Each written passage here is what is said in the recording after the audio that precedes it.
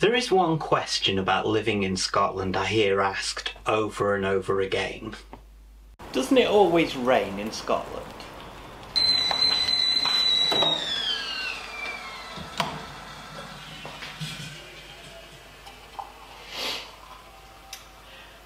Alright, no. I mean, the concept's ridiculous when you think about it. Does it rain all the time in Scotland? Of course it doesn't rain all the time in Scotland.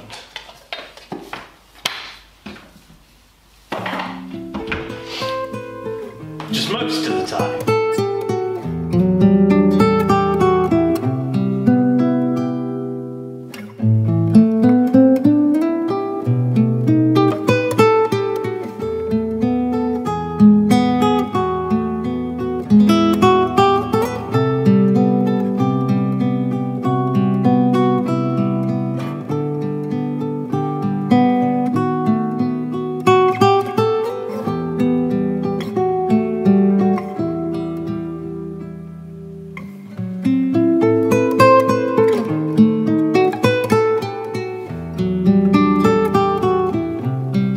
Ways of looking at the idea of it raining all the time anyway.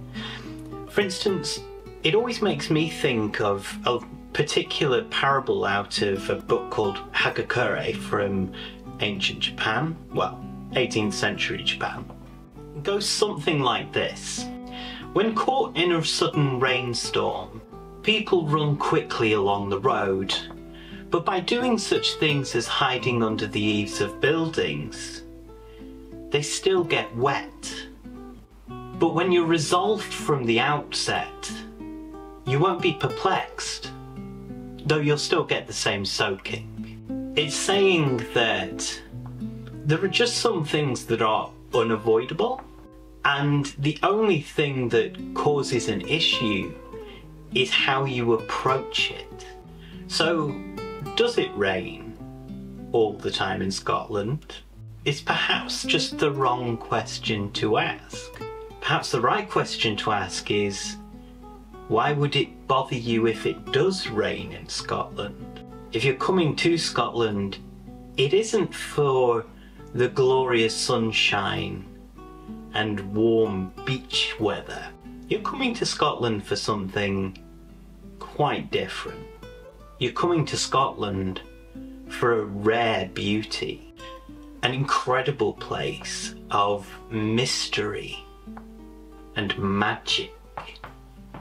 I don't particularly believe in magic, but there is something about the hills, the mountains, the lochs, the rivers. Something about the art and culture and people of Scotland. Something that creates a pull for people and a desire to see and stay. And when thinking about rain, it made me think about a poem by Norman MacCaig. I'd like to share it with you.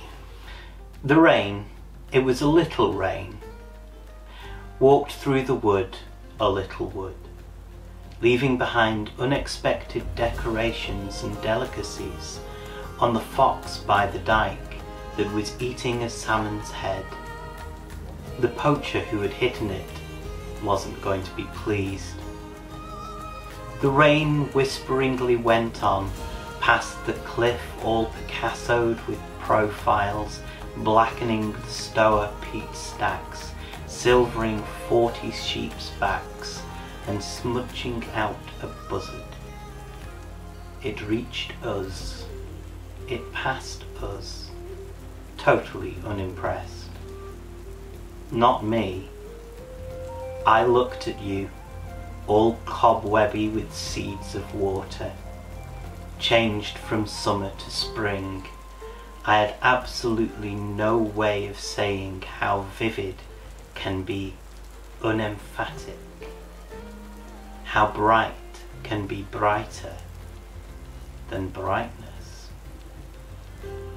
You knew though. You were smiling, and no wonder. And even at the moment, as I look out of that window, and I see the hills of the Trossachs veiled over by mist,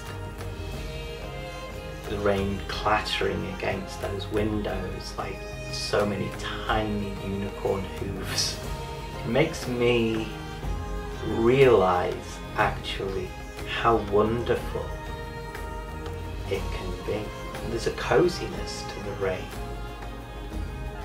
especially when you can have a nice warm fire and a cup of hot cocoa. When I lived in Edinburgh in particular, rain could be a great thing. For one, it dissuaded the masses from being out on the streets, but also because it made the colours of the city come to life. There's something about rain that just enhances the saturation of the world.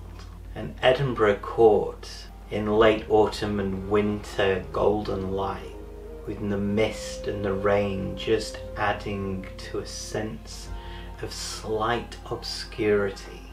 You can see in it everything that the likes of Arthur Conan Doyle wrote about. You can see the magic that J.K. Rowling found.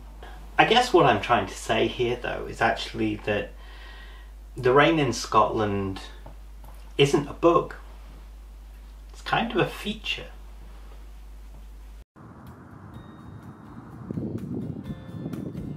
And hey, it doesn't rain all the time. If you've enjoyed this video, please remember to like and subscribe. And I'll see you next Sunday. Some people have written books, some have a great look that covers some magazines for kids who are 17. But I don't know what to do, staring into the blue sky and just waiting for a sign. Some, they are certain of what awaits them when it all ends, but I don't know what will happen to me. Will I be remembered in a century, or will I be forgotten like dust in the wind, or the talk of the town that we are living in?